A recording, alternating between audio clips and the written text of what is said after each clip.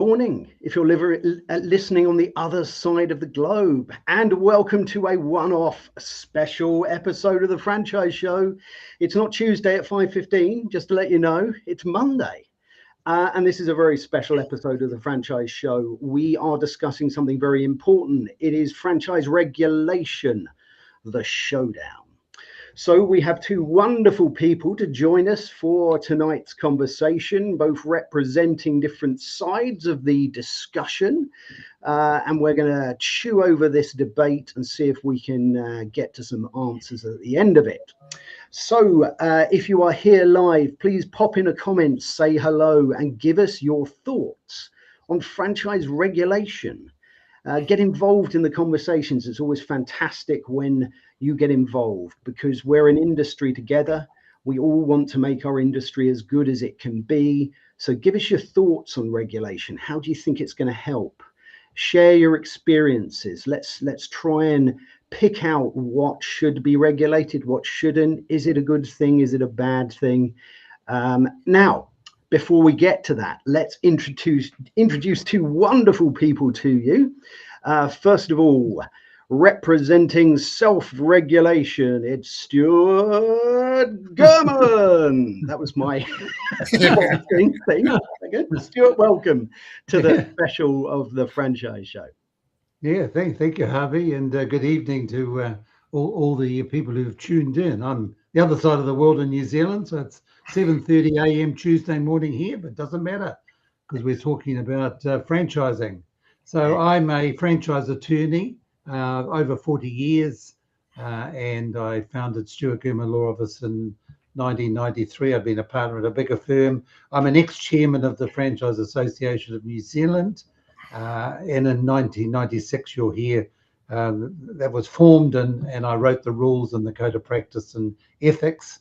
And I love franchising. I write lots of articles, speak at conferences, was recently in London having meetings, tried to meet Harvey, but he was busy. And so here I am looking forward to debating the topic with Jeff, and I'm pro self-regulation. Fantastic. Thanks so much, Stewart, for that fantastic introduction. Now, representing regulation here in the UK, we have Jeff Longley. Right. It's Jeff from the red corner. I suppose a quick introduction. I'm not against franchising. I was a franchisee myself for something like 40 years. Had a pretty good life out of it. I've seen a lot go right and a lot go wrong. And my main argument, and there's many arguments, will be based around disclosures and how the hell does anyone do their due diligence. I always have trouble saying that. That's easy for you to say, Jeff. DD. Yeah, good idea, Harvey. And from now on, how does anyone do their DD? Absolutely. Well, look, fantastic introduction by both of you. Thanks so much for taking your time out this evening, Jeff, and tomorrow morning, Stewart, as well. Look, I think, it's a really, really important conversation, actually, this is. So it's going to be really interesting to kind of get to the bottom of it. And we're going to get into that a little bit more, but let's welcome a few people who have joined us here live already today on this special episode of the Franchise Show. We've got the fantastic Sean Bartlett, and he said, "Do it for regulation, Jeff." Well, there you go. We've got one in that corner. He's mopping your brow with a sponge over there. If you knew what he'd been through, yeah. Excellent. Well, look, Sean, great to have you with us. And look, it's really important. So as we get into this conversation today, we're going to try and understand what regulation means and what it does well and what it does not so well. So we also have the lovely Kelly Steinecker. Kelly is fantastic, always a great supporter of what I've done, and I've been on many a live show with Kelly. She's put, "Hi y'all," that's my accent, tuning in from a very sunny Scottsdale, Arizona, USA. Well, look, it's going to be fantastic to get people's perspective of franchising.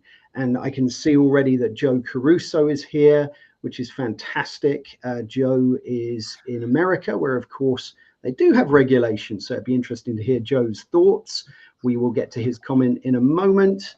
We've got Danny Wareham with us. He's put just listening in from somewhere in the middle of the UK. Vague, mysterious. Great to have you with us, Danny. And we've got the lovely Joe Caruso with us. Always lovely to have you with us, Joe. Joe, can I ask you a favor? The comment that you put up on the post, can you re-put up that comment? Because that means that I can put it up on the screen. I'd appreciate if you could do that, because it was a great comment and it'd be lovely to put it on the screen as well so that we can talk about elements of that.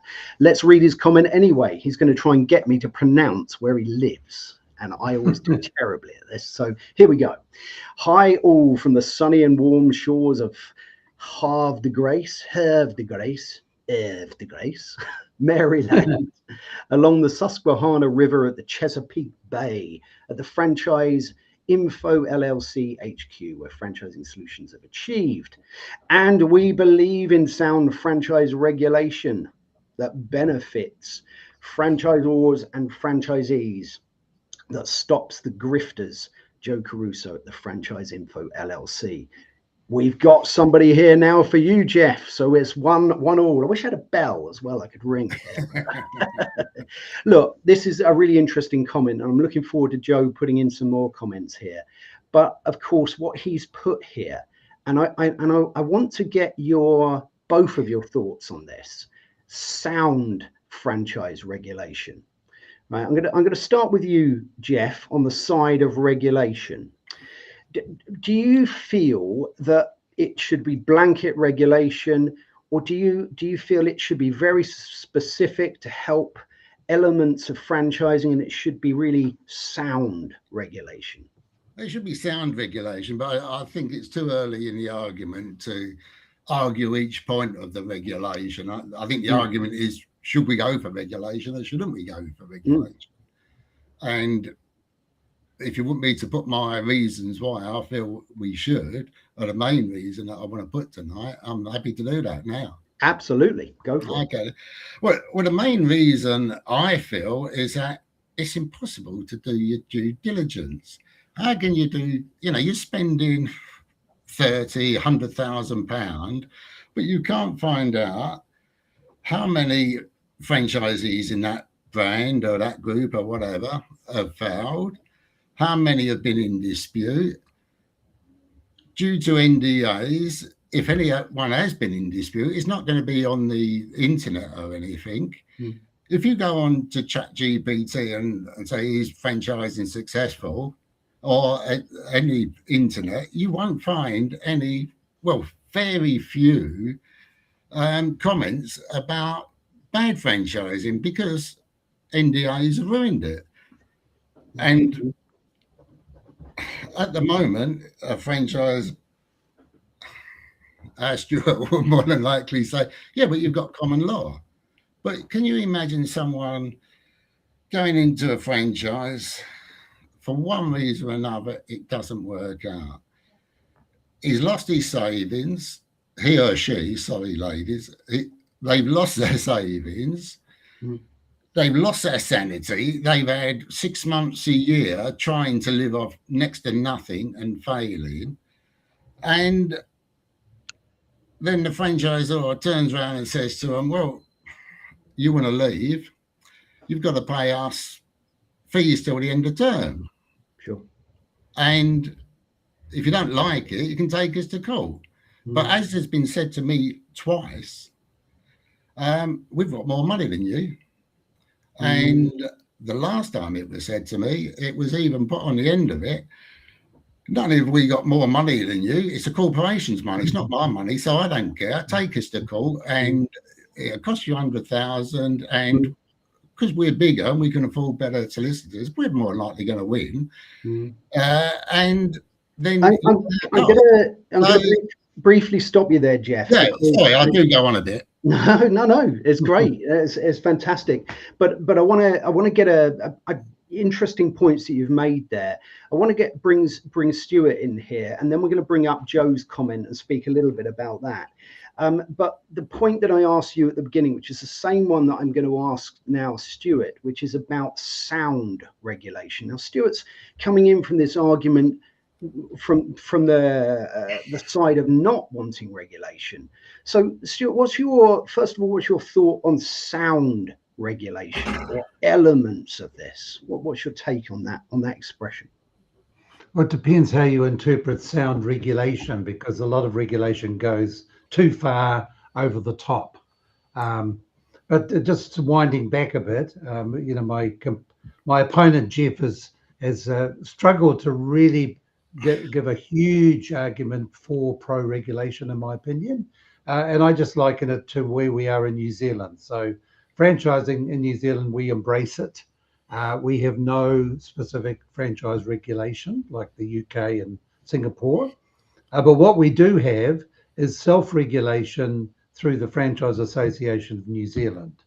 So in 1996, we were part of the Australian and New Zealand Association, and we could see litigation in Australia was going to cause Australia to bring in franchise-specific legislation, which it did 2 years later. So we broke away and we formed the Franchise Association of New Zealand. So you might say, well, so what? What does it do? Well, it has its own code of practice and ethics. It has over 250 members. Yet not all franchisors belong, I admit that, but really good franchisors belong. Small franchisors belong. And through that code of practice, which I'll get into later, there are very high standards in franchising. And coming off that, New Zealand is the most franchised country in the world per capita, with 546 business format systems. And I go to the US many times, Joe. I can see Joe there in Maryland, and I've been to IFA conventions, which I love, because to me, US is the home of franchising, but it is very regulated. And Australia, of course, is even highly regulated and more so than the US. So I just say, if you have high standards and you bring in self-regulation and say all the reasons why you should follow it, it can work, and it's certainly working in New Zealand. All right. Well, look, two great arguments here at the beginning of this conversation.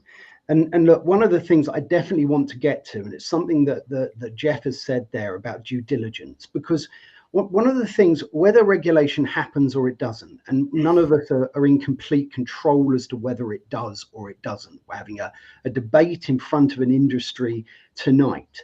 But one of the things that we can do as franchisees and as franchisors is that due diligence piece. Now, Jeff was asking, how do you do due diligence when you don't have regulation? We're going to bring Joe Caruso's comment in a minute. I'm going to read out parts of that because I think it's really interesting and relevant. And we'll get into this piece as to how we should do that due diligence when we haven't got regulation, right? And it'll be interesting to get into that. So hold that thought about due diligence, both of you. And I'm gonna read this comment, which is a big one. It's almost covering my face, this comment, because it's that big. But I'm going to read it, and we're going to pick out a few parts of this, because this is coming from a standpoint now which is interesting, because Jeff obviously is in favor of regulation, and Stewart, obviously, you've just quoted and said there that the USA is kind of the home of franchising, and it's been going on for a long time. So look, I think this is going to be an interesting one to unpick. So bear with me while I read this, and then we'll get to elements of it. So Joe's put, one thing worth remembering is that many of the same arguments made against franchise regulation today were made in the United States during the 1970s, before the FTC franchise rule was adopted. At that time, critics argued that franchise regulation would increase costs, slow growth, burden franchisors with compliance requirements, reduce innovation, and potentially damage the franchise business model itself. What actually happened was quite different. The United States went on to experience unparalleled franchise expansion. The FTC franchise rule, state franchise disclosure, and franchise regulation laws compliance became part of the infrastructure and helped professionalize the industry, increase confidence amongst franchisees, lenders, investors, and advisors. I'm going to stop there because it's a long one. We'll get to the next part of it. But I think this is a really interesting one because franchise regulation in the US has been about for a long time, and franchising has been about for even longer. Let's go to you, Jeff, first. What do you make about the story of the US going back almost as long as I go back? Before I read that, it exactly agrees with what I feel. Yeah. That at the moment, there's a trust problem in the UK with franchising. People don't trust the industry as a whole. Obviously, Vodafone and the post office have encouraged this, but even before that, there's a big trust problem. And regulation will help with that. So it'll help the trust, and it'll make it easier to sell franchises because you start to get this trust element coming into it. Okay. Well, that's a very interesting point. I'd really like to go to Stewart on this, actually, because I think this is a really interesting one. And I think it's really important, actually, that you, whether you have regulation or not, that you trust the person you're talking to, and you've got confidence that what they're telling you is true and is going to happen. So what's your view, Stewart, on trust when you're unregulated? I understand Jeff's point of view, absolutely, that by having regulation, it builds trust. That's his thought process there. Completely get that. What's your sort of, where do you stand on building that trust element in a self-regulated environment? Well, I really feel that in New Zealand, trust is there in franchising. I mean, the whole essence of the relationship is mutual trust and respect on each side by franchisors and franchisees. Because without that, you don't have it. So all I can just say, in defense of my position is that the trust is there. There are disclosure documents produced by franchisors. Many franchisors who don't belong to the Franchise Association still have a disclosure document, especially when they go to lawyers who believe in high standards of franchising.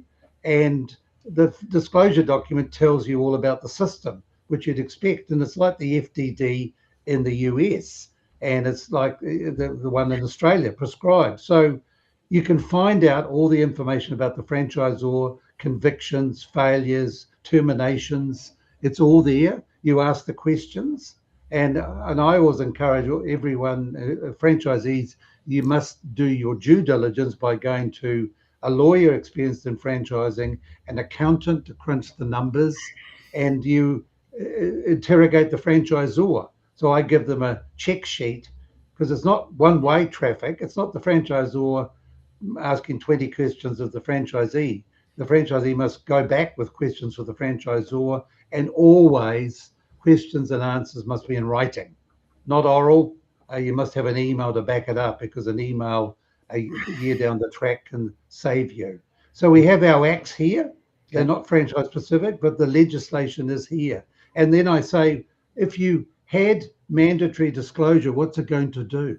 It's going to tell people about the system. It's not going to save them if franchisors lie in the FDD.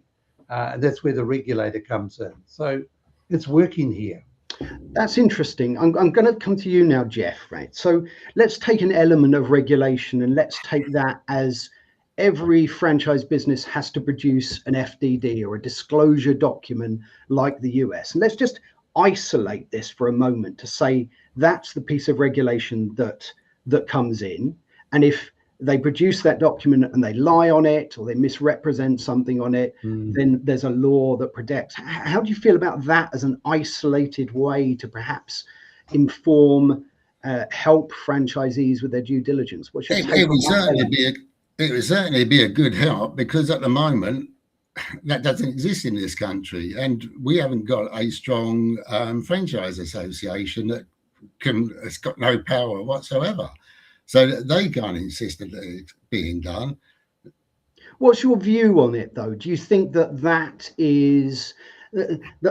in itself is one of the major pieces of the jigsaw puzzle of disclosure and due diligence that's missing? And how much of that? As I said, it is one of the major pieces of legislation that I'm calling for. And Stewart, so confirm this. So in New Zealand, do you have to have a disclosure document? But no, it's good practice in New Zealand. Yes. What sort of percentage of franchise businesses over there have one of those disclosure documents? Is it? I would think 50% or more. Okay. Because in acting for franchisees, when they send the documents, invariably they send the franchise agreement and a disclosure document for me to review, and they're reviewing them as well. And if the franchisor is a member of FANZ, FANZ, they must have a disclosure document. So that's easy. You're going to say, well, what are the franchisors who don't belong to FANZ? And I'm saying maybe 50% still have a DD, disclosure document, because they want to inform potential franchisees about the system. And it's easier to lay it all out.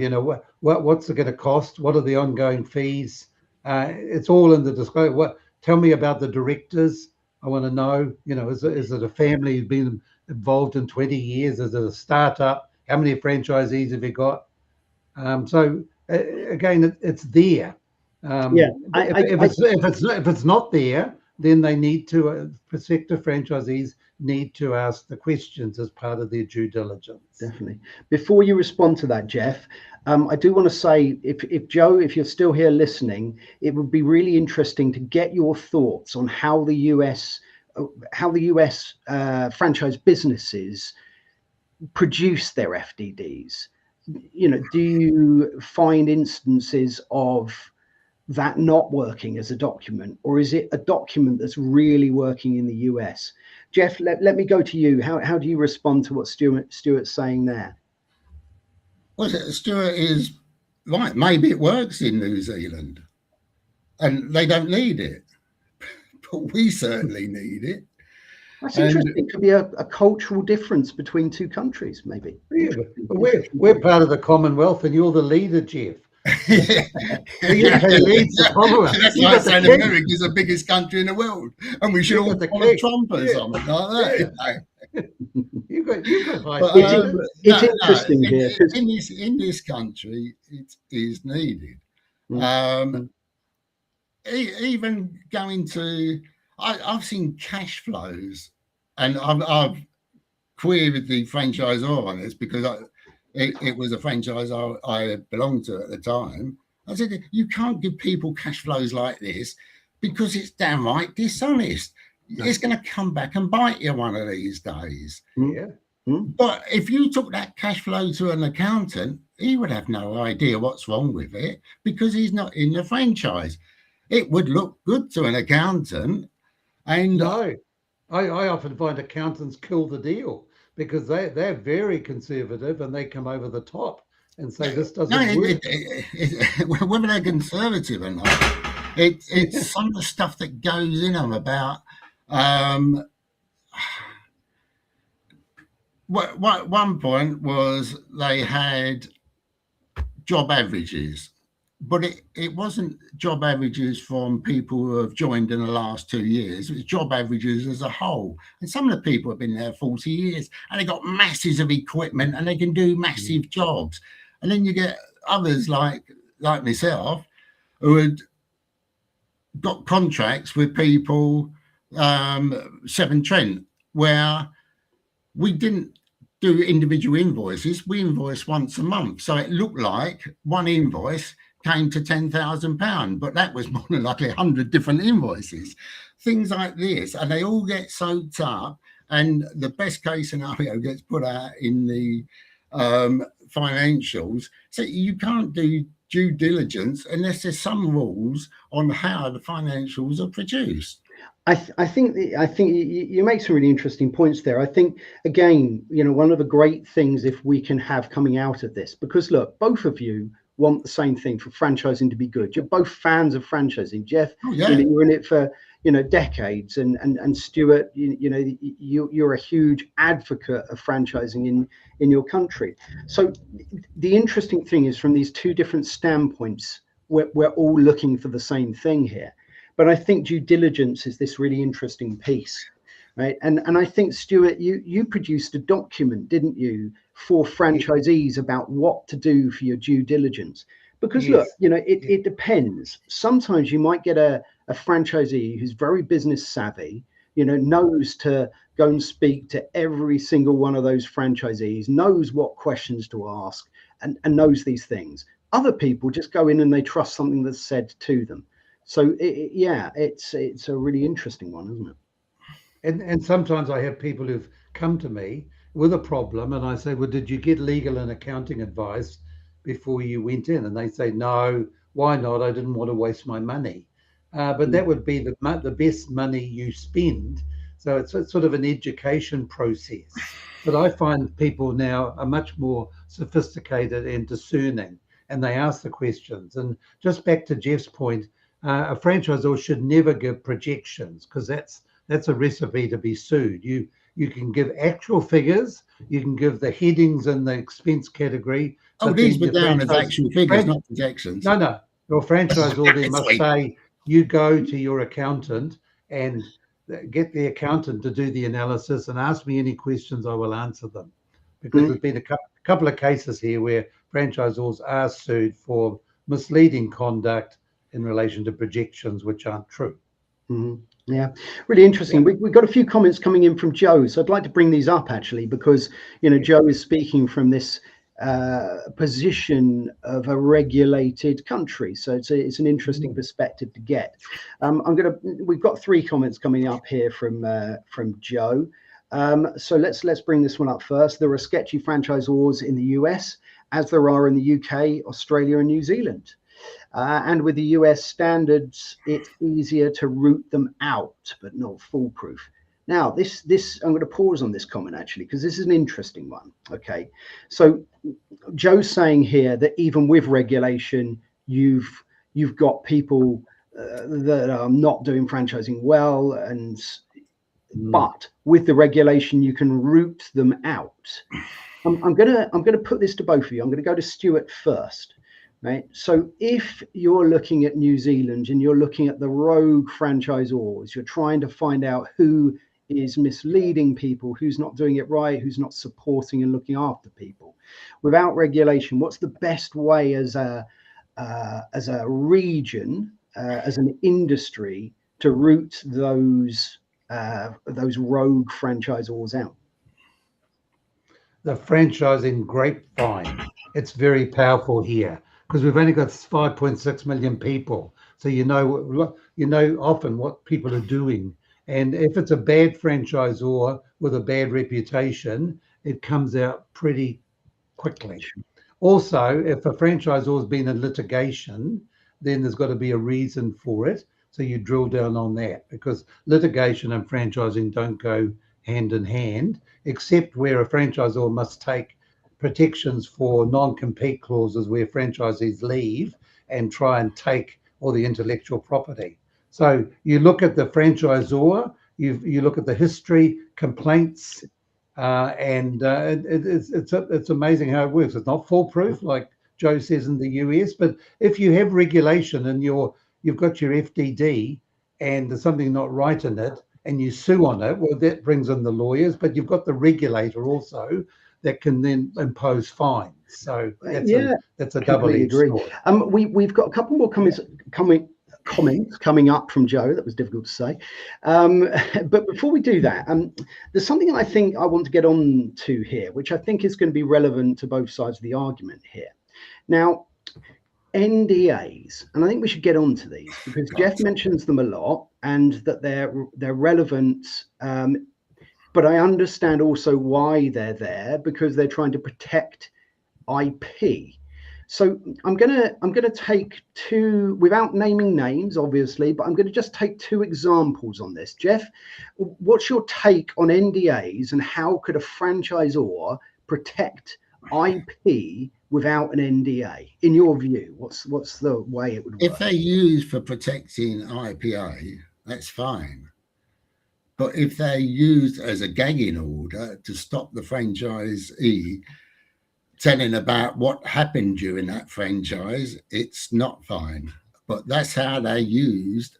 It's very tricky, isn't it, though, to separate those two elements of an NDA out? Because if something bad happened and you were telling the story of something bad that happened to you when you were in a franchise, it'd be very hard to tell the complete story without perhaps elements of IP in that. It's you know, I hope there's an answer, but it's an interesting question. We'll go to Stewart in a minute, but yeah, what's your continue? Sorry, Jeff. What's your thoughts further on NDAs?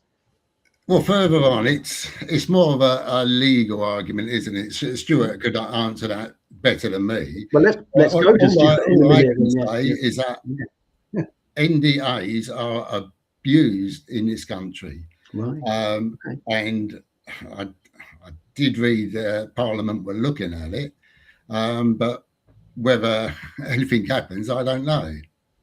They're used as a gagging order. So when someone leaves and then they try to fine him for all these fees, send them a letter saying they've got to pay £200,000 for fees to the end of term.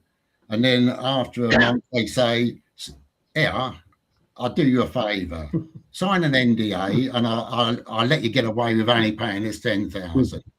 And that's what happens. Okay. I've seen it happen many times. I'm gonna go to you now, Stewart, on NDAs and your thoughts around an NDA and how it can be used to protect IP and do the job it's meant to do, but without it being used in the way that Jeff is suggesting there. So in New Zealand, an NDA is usually used at the start of the journey. So a prospective franchisee needs to sign an NDA because they're going to be given information about the system. They're going to be given copies of documents, and there's a lot of confidential information in the documents. For an NDA to come at the end is very unusual because the franchise agreement which someone signs, if it doesn't work out, there are confidentiality clauses, IP protection in the franchise agreement, and a lot of those clauses exist but beyond the termination of the franchise agreement. And if you have a settlement with a franchisee, then the deed of settlement will keep alive those crunchy clauses without the necessity for a further NDA. But having said that, I mean, I acted for about 25 franchisees a few years ago, and there was more power en masse because they were disgruntled with a number of things the franchisor was doing. They were part of the system, but they were talking amongst each other. So whatever confidentiality in an NDA or a not NDA didn't stop them talking, because when people are unhappy, they will talk. And then you look to the franchisor, what can the franchisor do about it? Not a lot, because if they try and take action against a mass, they can be accused of bullying tactics. You're best to try and not get into that situation. So an NDA is used at the start rather than the end. Yeah, I mean, look, I think I completely get why it's there, because when you think about franchising as well, that somebody has spent a lot of time, heartache, money and effort as a franchisor, now I'm talking, to create a thing, of which if they're doing it, let's just give an example that they're doing it really well, and that thing they've created is a good thing and they're looking after franchisees, whether this is in a regulated or a non-regulated environment, I can understand why they would have to protect it. It's just how, I suppose, if it goes wrong and they're rogue and you get a lawyer involved, can you extract elements out of that NDA for those reasons? Has there ever I'm obviously not naming any cases here, but as an example, can that NDA, can you get around that in certain areas in the world? I don't know. It's a question more for a lawyer. Well, Yeah, more yeah, of a lawyer than okay. me.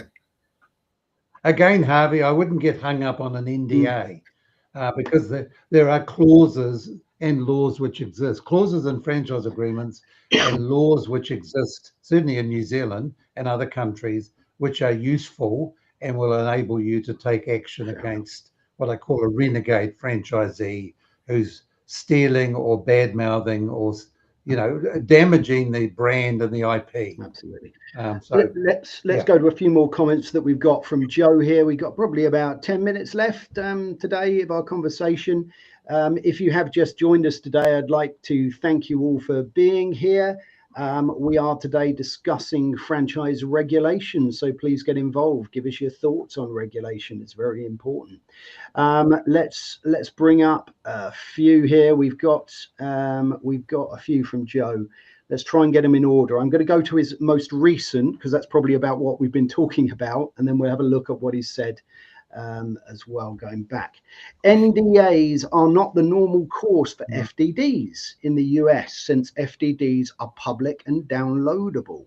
NDAs are used for ops manuals and development strategies on development of markets. Why are the Brits so scared of honest, uniform disclosure? Yes, why are you so scared?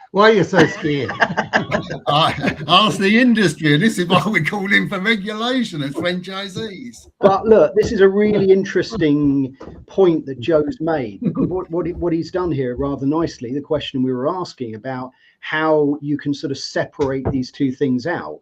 If you've got an FDD, the things that are in there are public, you can talk about, and then your ops manual, which I completely get that. An ops manual is just how to do the thing, development strategies.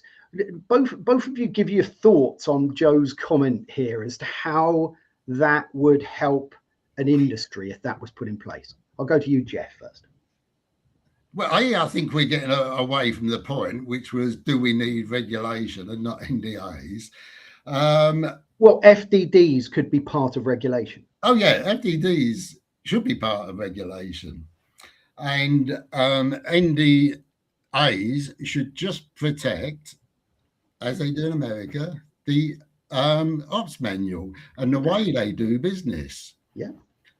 They shouldn't be used as they are in this country as a gagging order, so you can't tell the experience you had with that company. What I like about this is this just nicely splits up where the two things should be used, right? And when we're talking about regulation, it's a big piece, right? And there's no way in 50 minutes with the three of us having a chat that we're going to sort it all out. But this is quite a nice thing to look at, that when we look at FDDs, because we've spoken about this quite a lot, and this, Jeff, you were talking a lot about due diligence, and we've spoken a bit about trust, transparency. All of these things are into it. All we want is franchisees, when they're looking at a potential franchise business, to know what it is that they're getting into, and for franchisors to tell them what it is they're getting into. And as if those two things worked, with or without regulation, we'd be in a good place. But great comment, Joe. Let's have another look at a few more from Joe, because he's a wise man, and he's got a few things to say. Let's have a look at this one. Harvey Tuck, I will gently remind you that I have done international franchise development in countries outside the US. So I'm not some rube yank from a hole in the ground. Brilliant. Excellent. Well, I never thought you were, and I'm certainly different. I would have thought it's ass, isn't it, in the US? But there you go. Look, he does. He knows the lingo to use. Let's have a look at this one as well. Harvey Tuck, that was not a great question of me on FDDs. Here's the right way to look at this from the perspective on what you must do to comply. Great. Well, look, Joe is always a great resource. If anyone is here, please have a look at that link. Let us know what you thought.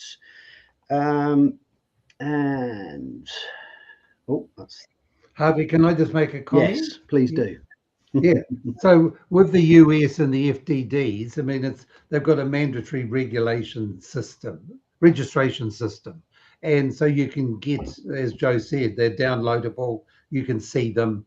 The same in Australia when they change their code, they have to be registered now, and you can see them. So in New Zealand, they're still confidential. So a franchisor giving out a disclosure document and a sample franchise agreement to a prospective franchisee, they don't go around town. Okay, the franchisee signs the NDA and then looks at the documents, but they can't give them to other people, and they don't, as far as I'm aware. So you cannot get a disclosure document for a franchise system in New Zealand from any public register or source. If you get it, it's from the franchisor or from another franchisee. So that's a good check and balance. And again, they're valuable documents. They have a lot of information, and they're put together seriously, knowing that they have to be truthful and accurate. Otherwise, franchisors can be sued. Absolutely. Well, look, I encourage people to. I know that we put this up before, but Stewart has done a great document for good questions to ask if you're a franchisee, which is an excellent resource to look at. Do connect with Joe as well. We've got about 5 minutes left, and what I wanted to do for the last 5 minutes actually is come to both of you to see what you consider might be the next steps for the UK. And I know, Jeff, you're looking at regulation, but without kind of broad brushing it, there should be regulation. What are some good next steps that the UK could take to make franchising a better place? You talk about without regulation. Yeah. What are the steps to get to regulation? How do you make the obvious steps are to put pressure on Parliament to take advantage of the Vodafone situation and the post office situation, highlight other situations that have happened. If anyone wants to get in touch with me, and sure, I've got loads and loads of situations that should not have happened, and regulation would have stopped them. I think this is going to be an interesting thing, though, because look, I don't want to get too much into those particular cases. No, do I. No. But what I will say, first of all, anyone who was affected by those things, my heart goes out to you. I just want franchising to be as good as it can be. But what will be really interesting is when franchising goes wrong, and what happens when it goes wrong. What we do need to do as an industry, if we are bringing in some regulation, is to look at what went wrong and look at how that regulation can stop that element of what went wrong, right? Rather than broad brushing with regulation. Again, I'll do this same question for you, and please respond to that, Stewart, as well. But your thoughts. Sure. Can I just ask Joe? Jeff. So I both start with J. Jeff, without the post office and Vodafone cases problems, would the government be looking at franchise regulation? No. Has that been the impetus? No. Right. Okay. They've really highlighted a problem that has been swept under the carpet by the use of NDAs. Yes.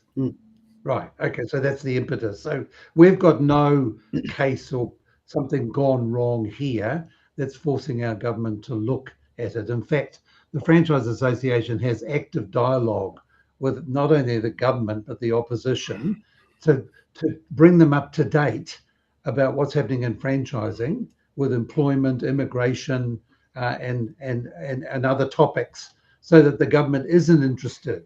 So, and that's the message I get. I'm no longer on the board, but I know people on the board. So the message is we lobby the government not to bring in regulation, but to tell them what's happening in franchising, the size of the industry, because the franchising contributes 11% to New Zealand's GDP, 11%, 73.4 billion. So the government knows it is a very big industry in relation to contribution to GDP.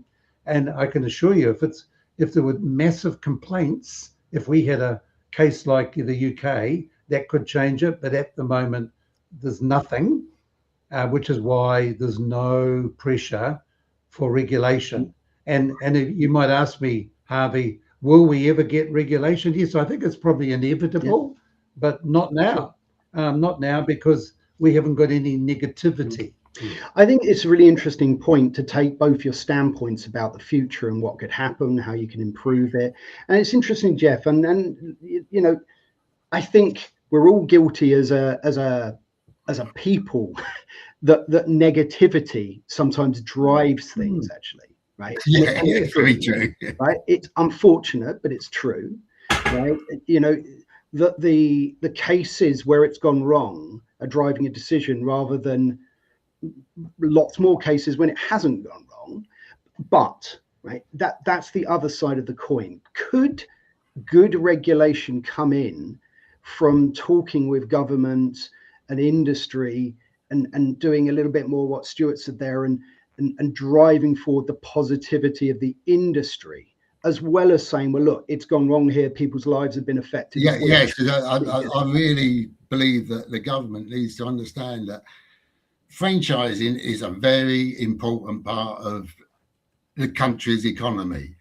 And if we could get more trust in franchising, more people taking up franchises, it would employ more people, and it would be a roller coaster thing. You know, the more trust, more people in it, the more people join because other people are doing well.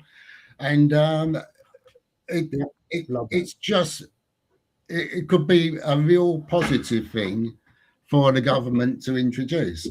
Definitely, and look, Harvey, sorry, another danger of bringing in regulation is the creep. You bring in something, and then the government wants to expand it, and that's the case in Australia. Right. They brought in the code of conduct, and how it looks now compared to when it came in is just totally different, because the code has gone crazy as to what needs to be disclosed, and the disclosure documents in Australia are like 200 or 300 pages, and the FTDs in the US are pretty long, but I think Australia would beat the US now. And who reads it? Prospective franchisees won't read 300 pages. Absolutely. There's got to be a balance. You don't need There's got to be a balance here, hasn't there? In bringing in, whether the word is regulation, but bringing in something that either comes from this has gone wrong, we should change it, or these things are going amazingly well, we should do more of this, right? But something has to come in that identifies the cracks and the root causes of those issues and those problems. But look, unfortunately, we have come to the end of today's session. I was hoping we would sort out the whole topic of franchise regulation in 50 minutes with the three of us. But it's too big. Alas, we will continue on. But first of all, I would like to thank everyone who's joined us here live, everyone who has got involved, everyone that's listening, everyone that might look at this in the future.